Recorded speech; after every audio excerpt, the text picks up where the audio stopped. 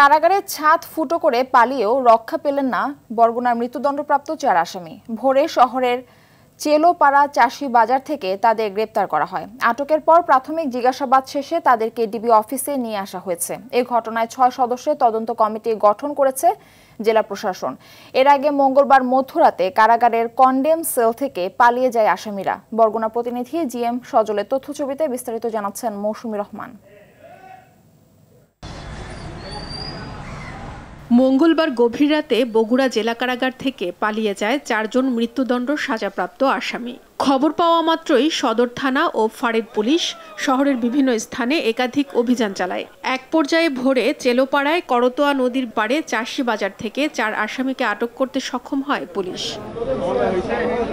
সংবাদ সম্মেলনে পুলিশ জানায়, পৃথক মামলায় মৃত্যুদণ্ডপ্রাপ্ত 4 আসামি একই কন্ডেম সেলে ছিলেন। সেখান থেকেই তারা পালানোর পরিকল্পনা করেন।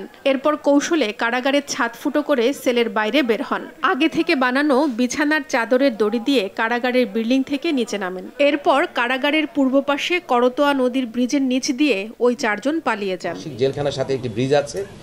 এই 4 জন যারা পলাতক মৃত্যুদণ্ডপ্রাপ্ত কয়েদি, তারা জেলখানার সংলগ্ন যে ব্রিজটি, সেই ব্রিজ দিয়ে পাড়ি দিয়ে তারা জেলখানার নদীর ওই পাড়ে, ওখানে চাষীবাজার এলাকায় তারা অবস্থান নেয় এবং তাদের পরিকল্পনা ছিল সেখান থেকে পৃথকভাবে তারা বিভিন্ন জায়গায় চলে যাওয়া। এই ঘটনায় 6 সদস্যের তদন্ত কমিটি গঠন করেছে জেলা প্রশাসন। জেলা প্রশাসন থেকে একটা তদন্ত কমিটি গঠন করেছি, অতিরিক্ত জেলা ম্যাজিস্ট্রেটকে প্রদান করে কারাগারের একজন প্রতিনিধি আমরা রাখবো।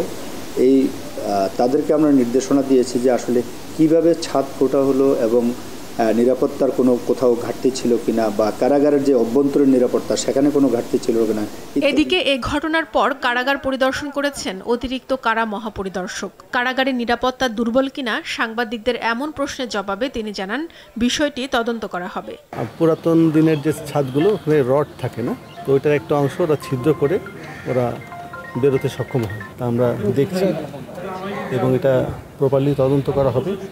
এটা কিভাবে তারা সকলের নজরদারি ফাঁকি দিতে সক্ষম হলো, এখানে কার কীরকম দায় দায়িত্ব আছে সেই অনুযায়ী আমরা ব্যবস্থা গ্রহণ করব। মৌসুমী রহমান, RTV।